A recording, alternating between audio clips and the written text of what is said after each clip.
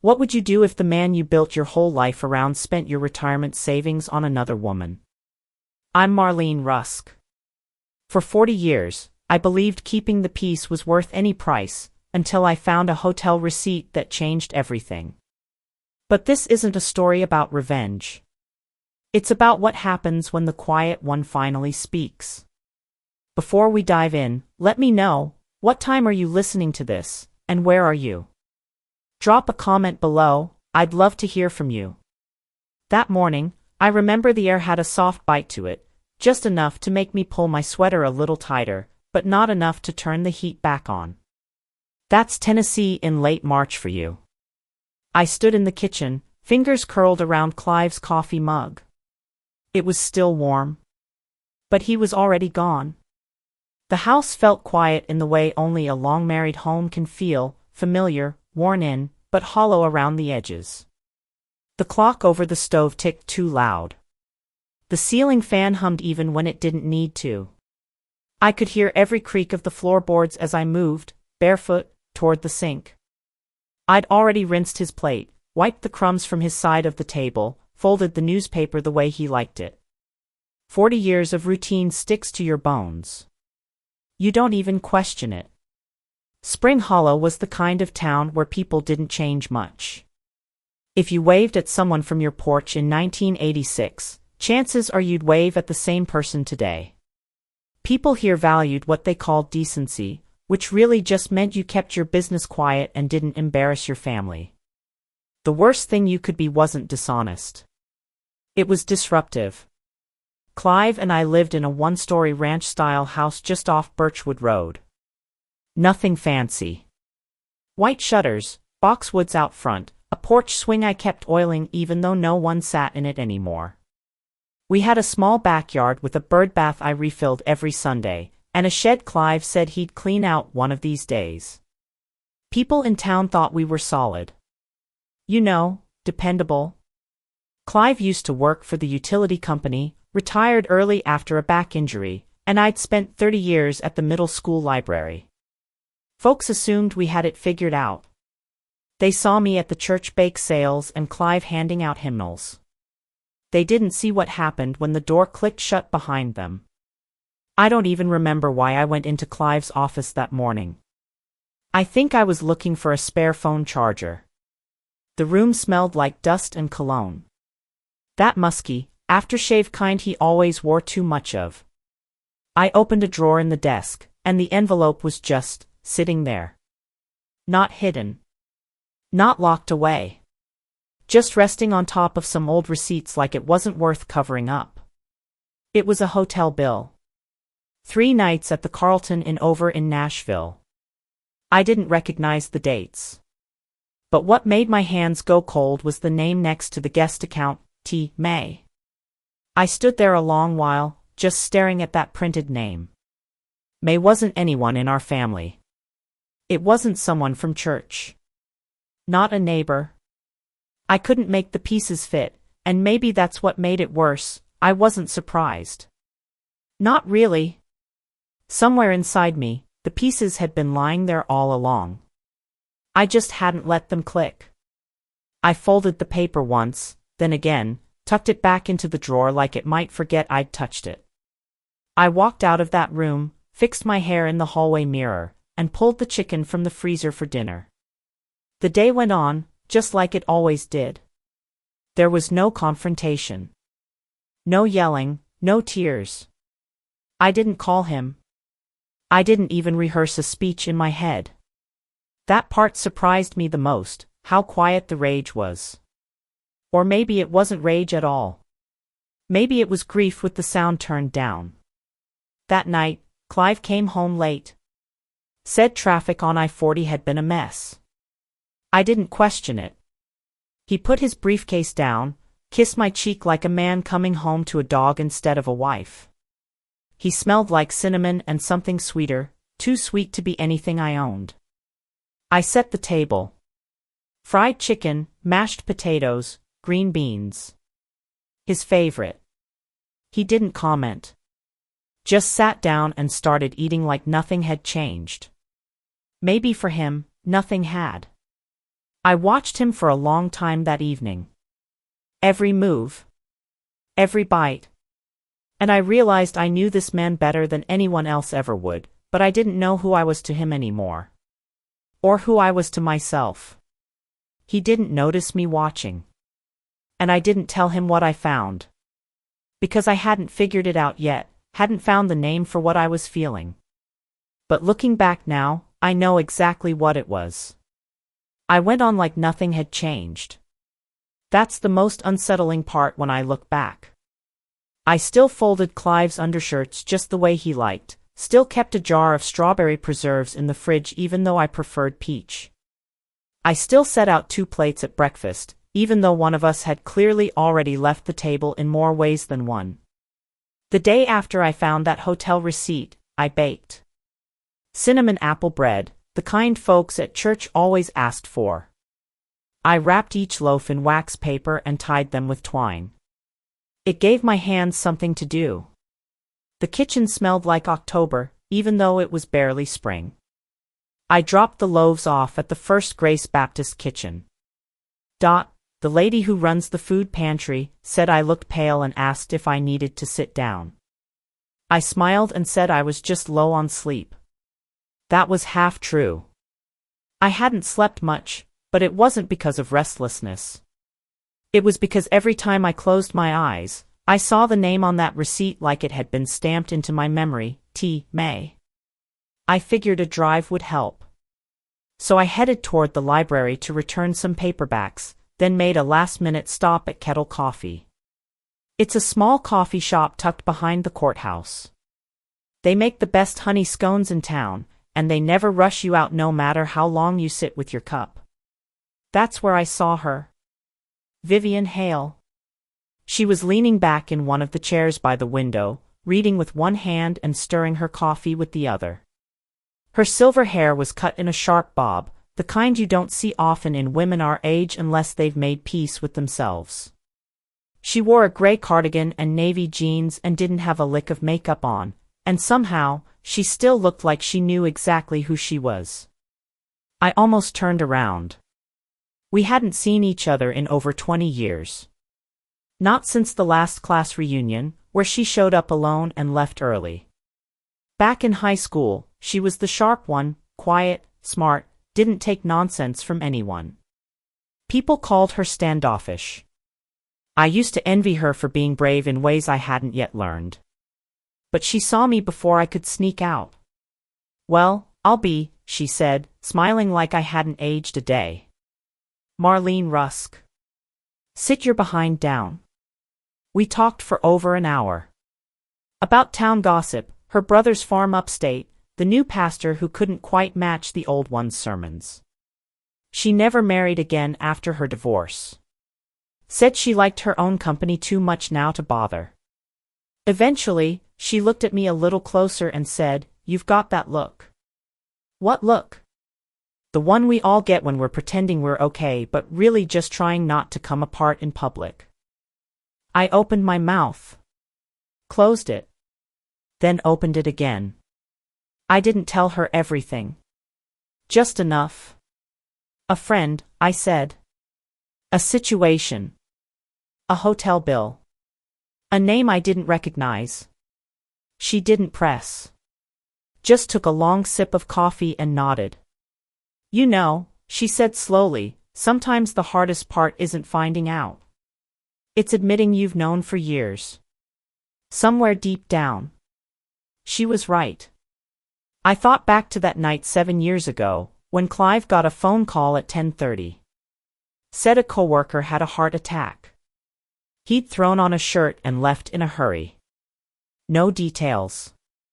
I'd stayed up waiting, worried. When he came back, he smelled like hotel soap. I asked what happened, and he just said, "Long night." He's stable. Then went straight to bed. I never asked about it again. There were others, small things. A credit card charge from a boutique I'd never heard of. A set of cufflinks I didn't remember buying him. The silence on his side of the bed that didn't come from sleep. I didn't see it then. Or maybe I did, and chose not to. Vivian looked at me for a long moment. You don't have to do anything today, she said. But you should know what's in your name. What's not? What's yours? That's where you start. It sounded simple. But walking away from 40 years of habit doesn't happen all at once. It starts with a thought. A seed.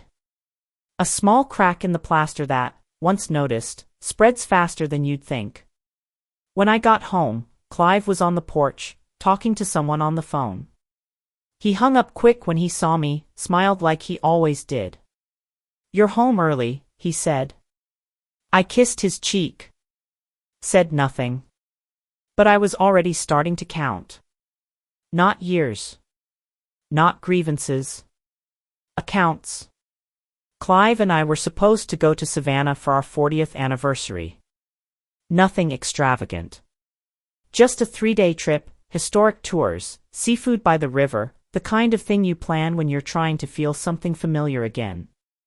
I'd made the reservations months in advance, tucked the confirmation emails into a little folder labeled us, like naming it might make it real. 2 weeks before we were set to leave, Clive told me he couldn't go. Something came up at church, he said, not even looking up from his phone. They need me to help with the new security system. I just stood there, holding the envelope with our printed itinerary. I had even bought new sandals for the trip, the kind with arch support because my feet weren't 20 anymore. I didn't ask for an explanation. He didn't offer one. When I didn't say anything, he added, "It's just a trip, Marlene.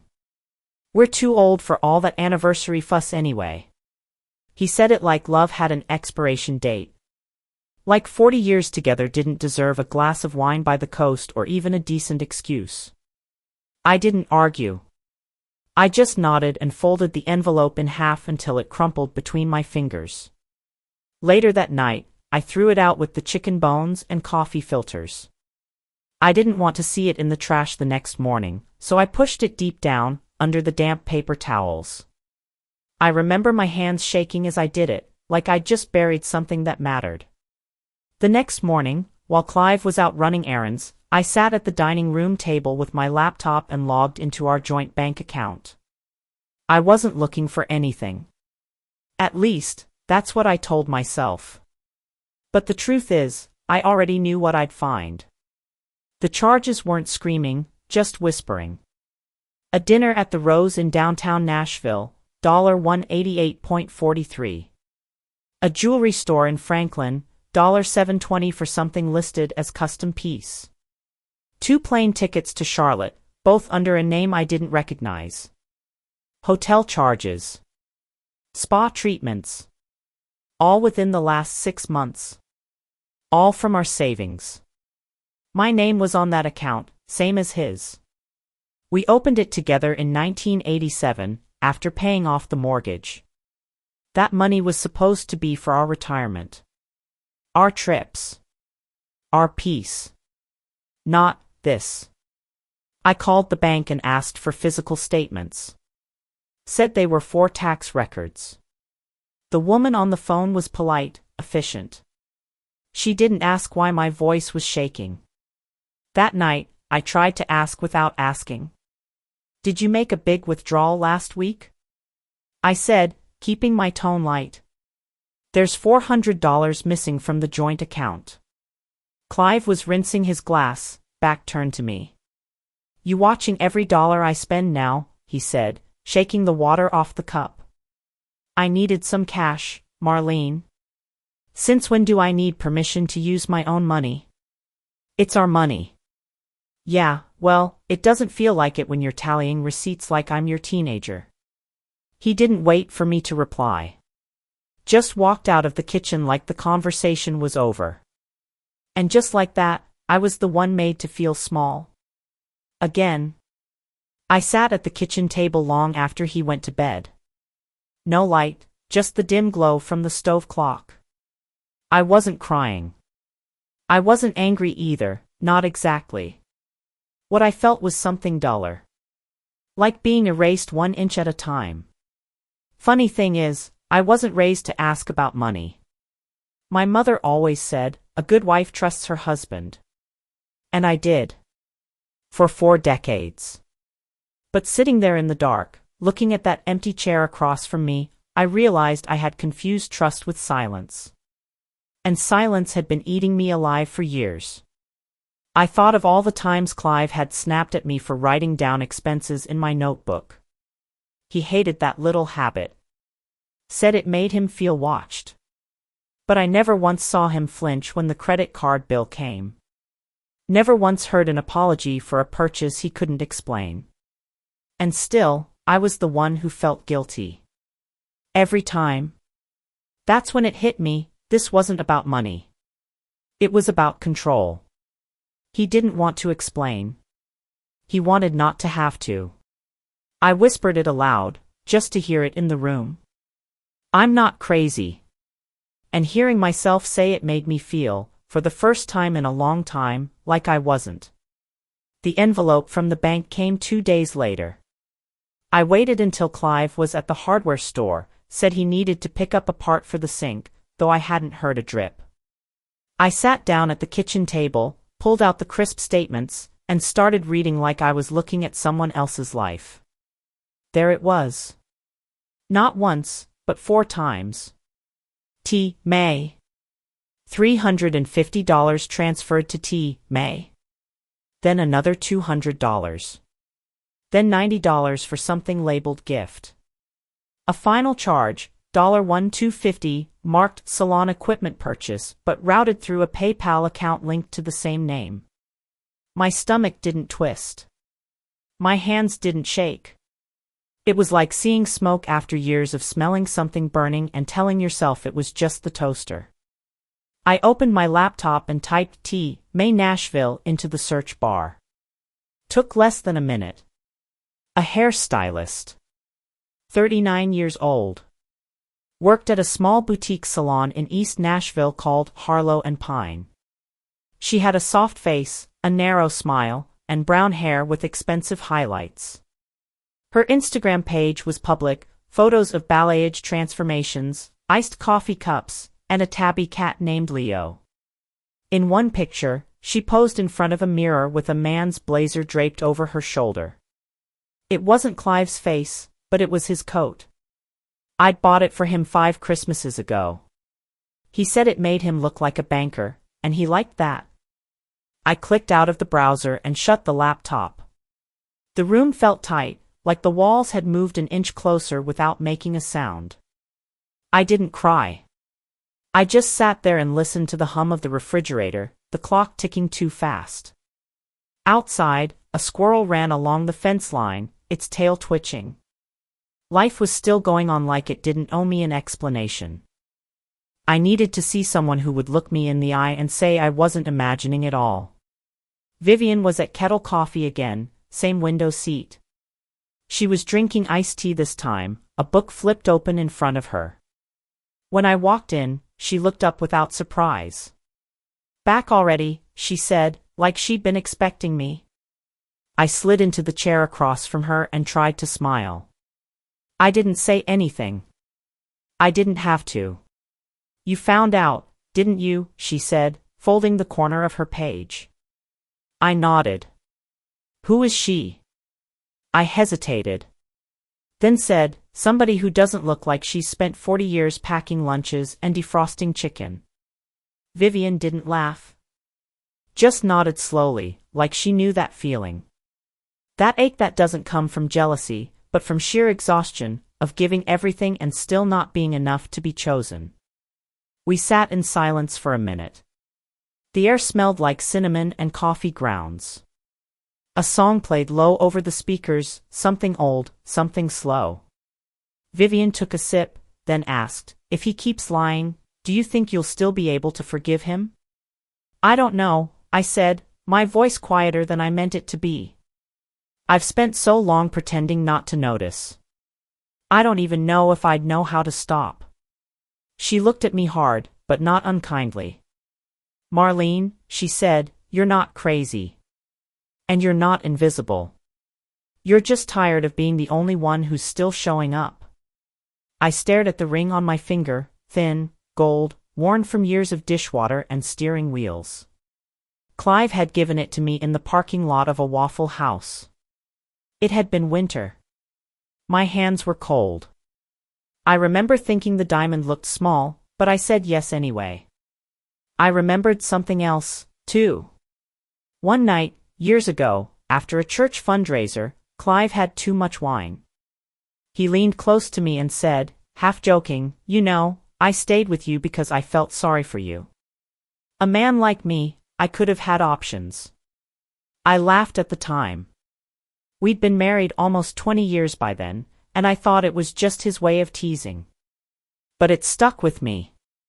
Words like that don't vanish. They bury themselves deep until you dig them back up and realize they were never a joke. Vivian reached across the table and touched my hand, light but steady.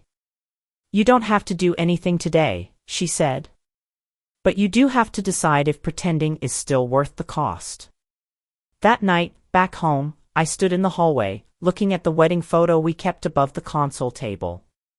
I studied my own smile in that picture. Wide-eyed. Naive. Grateful. I whispered to myself, if I keep pretending I don't know, am I still me? I remember the way the sunlight came through the blinds that morning. It lit up the edge of the dining room table, where my hands rested on a manila folder filled with bank statements and receipts. The light didn't feel warm. It felt like a spotlight on a truth I could no longer ignore. The first thing I did was drive to Mid-South Federal. It was a small branch, tucked between a laundromat and a bait shop on the edge of town. I'd been in there 100 times over the years, usually with Clive, smiling politely at the tellers, cashing checks from his early retirement account, making deposits into our savings. But that morning, I walked in alone. "I'd like to open a new account," I said, smoothing my skirt. "In my name only."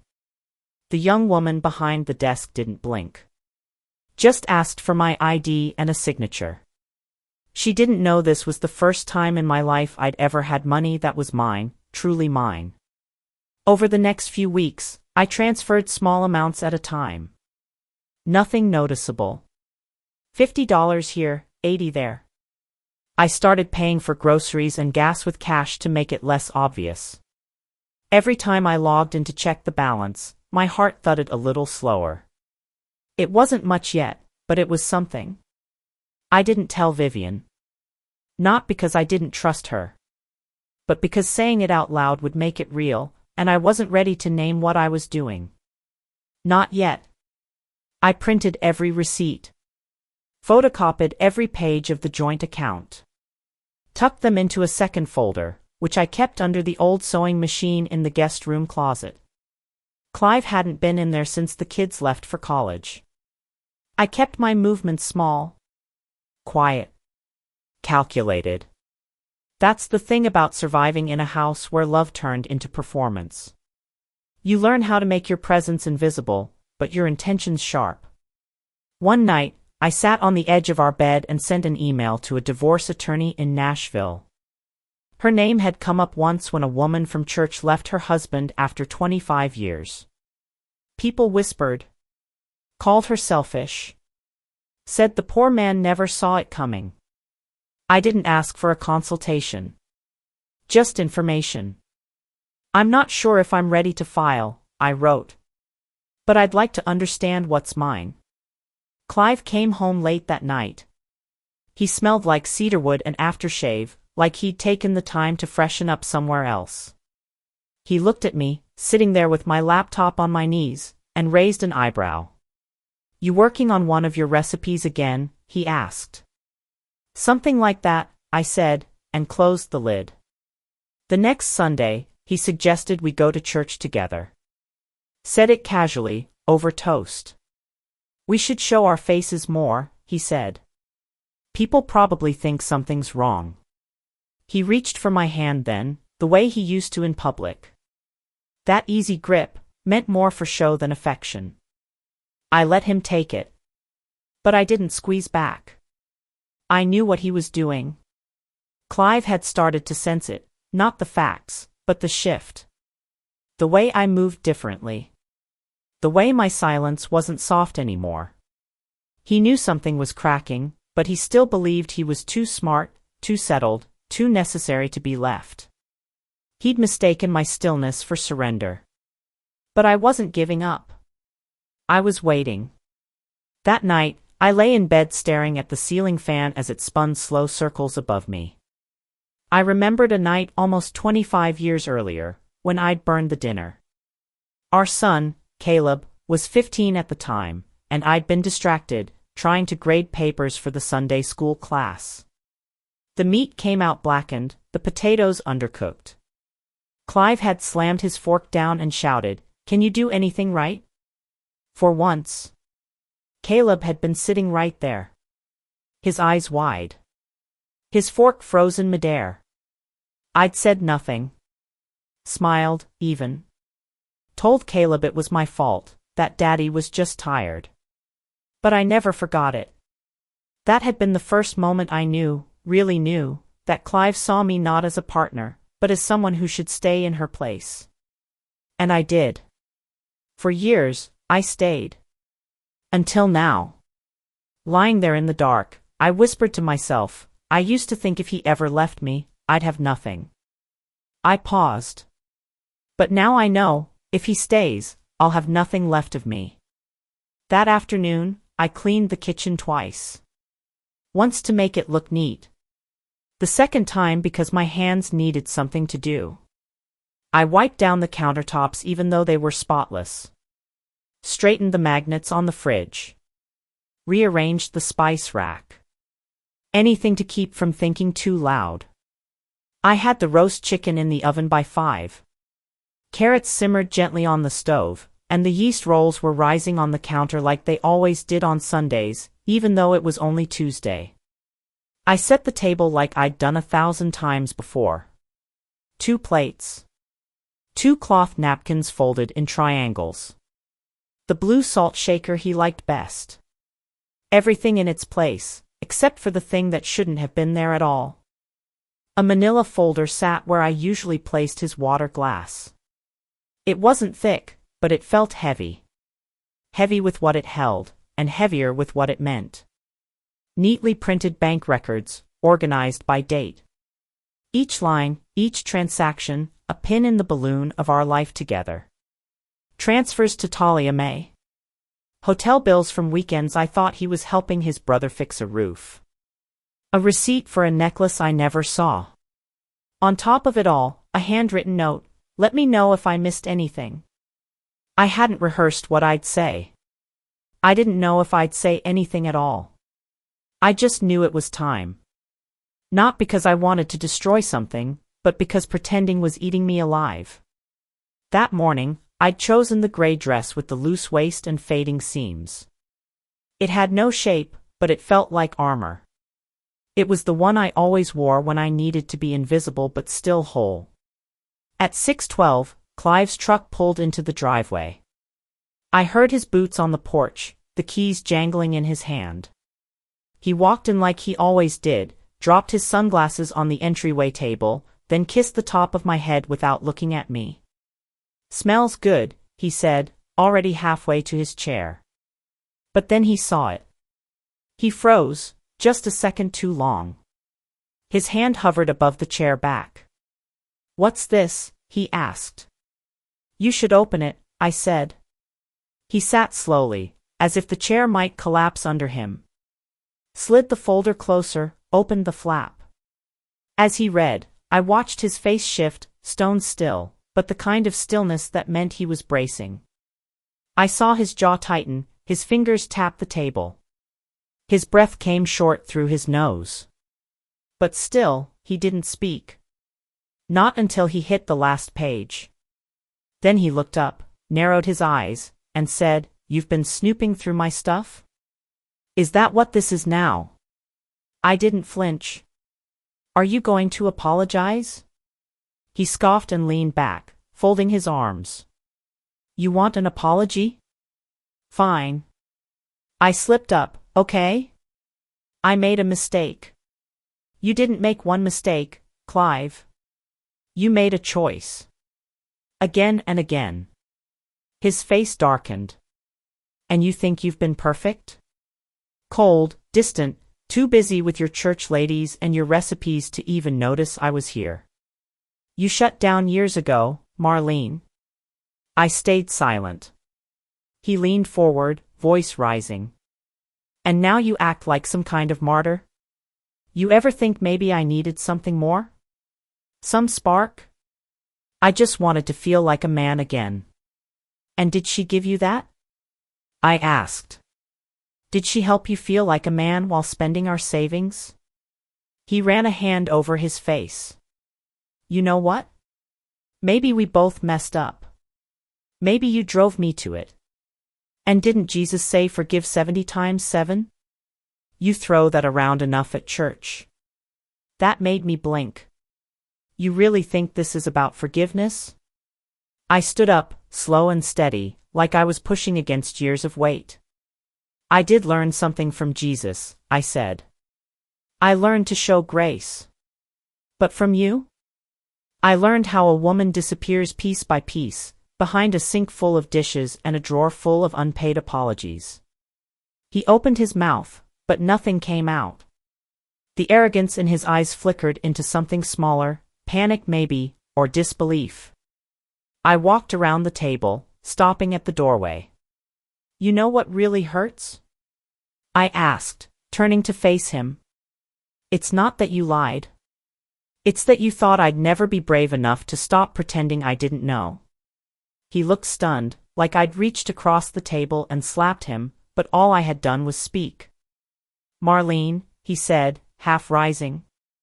But I didn't stay to hear the rest.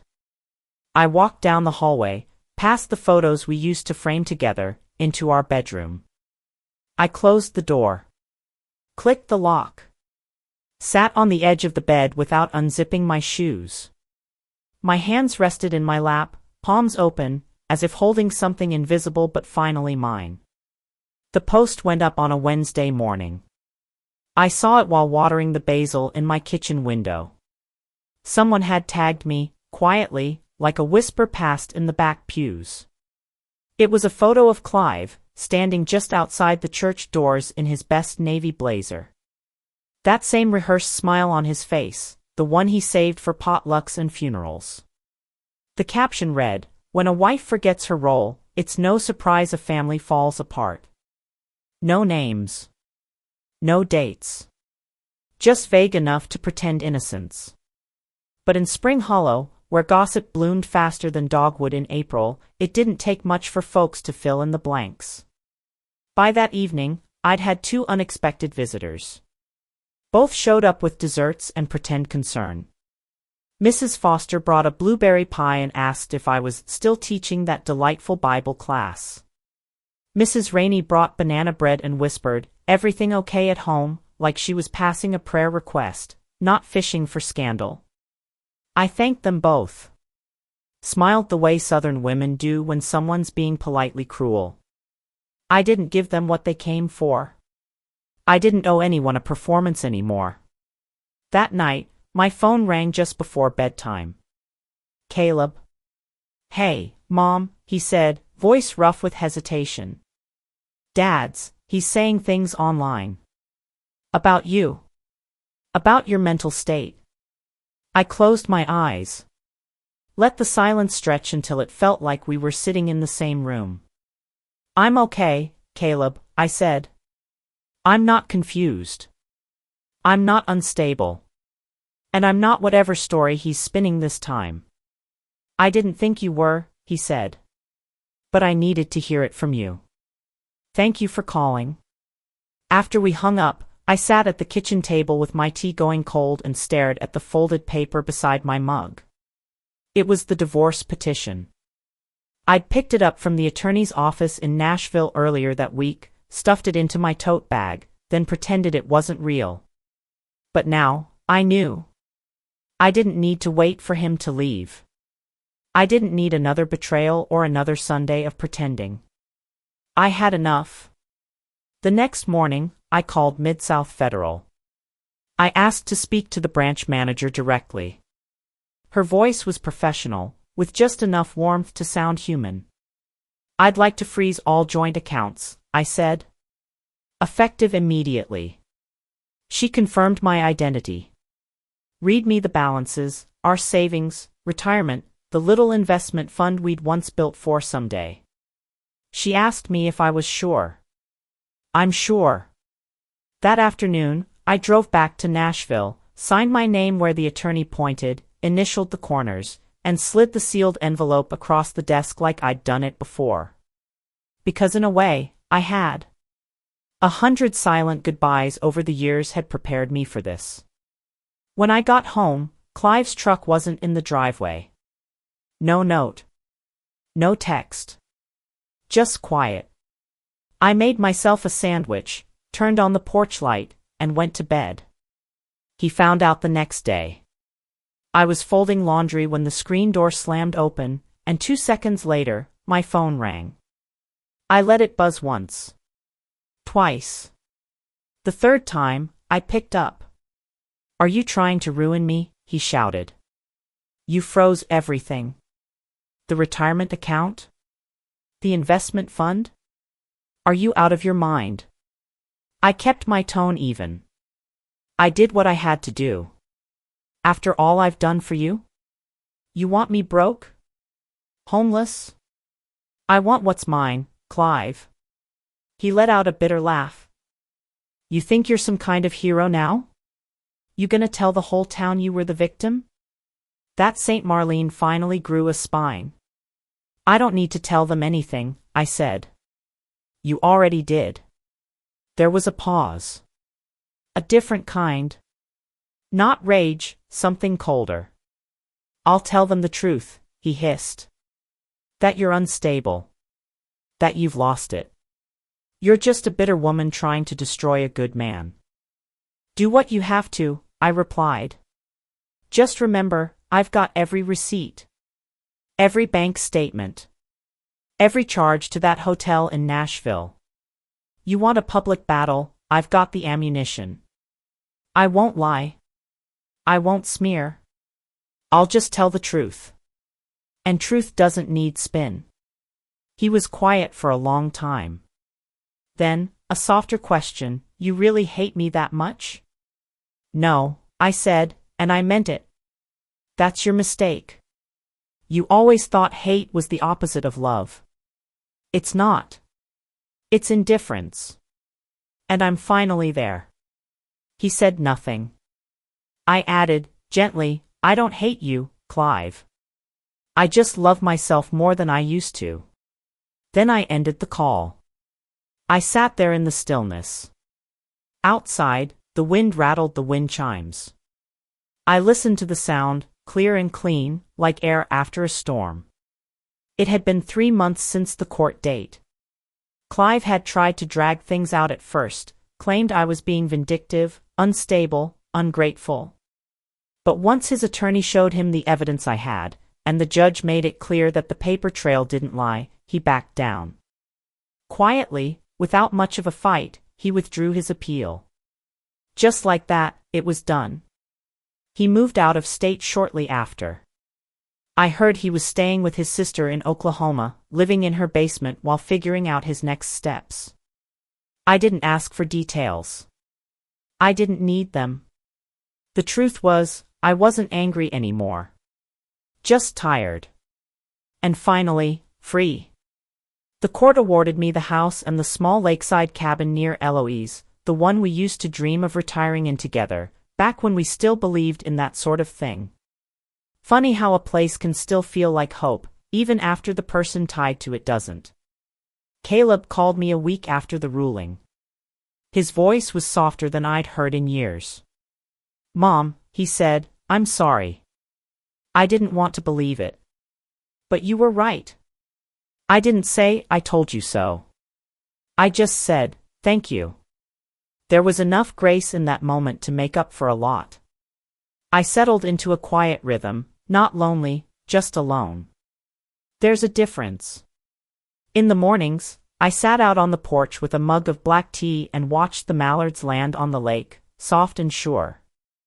I joined the library book club, read one novel a week, and sometimes two. I started baking with Dorothy Winters, a widow from church who swore her pecan pie could cure a broken heart. I believed her.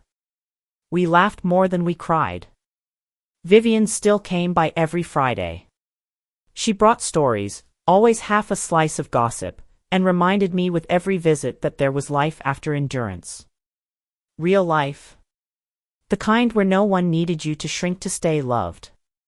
Then one afternoon, I got a letter. It was addressed by hand, and the return address said East Nashville. I knew who it was from before I opened it. Talia May. The note inside wasn't long. Just a few lines, written in neat, careful script. I used to think he loved me more because I was different from you. Now I know, he doesn't really love anyone.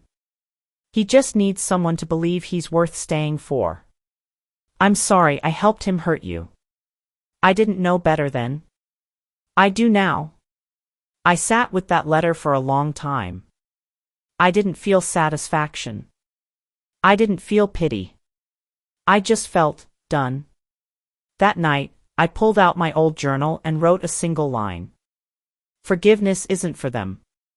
It's what lets you wake up and breathe without bitterness. I didn't write anything else. I didn't need to. A few days later, while cleaning out the hallway closet, I found an old photo tucked behind a stack of tablecloths. It was me, 27 years old, standing in front of my first garden. I was barefoot, grinning, sunburned, alive in a way I hadn't been in a long time. I bought a frame for it. Hung it in the hallway where the wedding photo used to be. Then I opened the top drawer of the sideboard, took out a silver label plate, and slid in a handwritten tag. It read, M. Rusk, not someone's wife, just herself. Sometimes, when I sit out on the porch with a warm cup of tea and the wind stirring the trees just right, I think about all those years I spent trying to keep the peace by keeping myself quiet. It took me a long time to learn that love isn't about shrinking to fit someone else's comfort. Now, in the quiet of my own company, I've found a kind of peace I never knew I was allowed to want. Not loud or dramatic, just honest, and mine. Have you ever spent years holding your breath for someone else's sake? If this story stirred something in you, I hope you'll stay with me for the next one. We're never too old to tell the truth, or to hear it.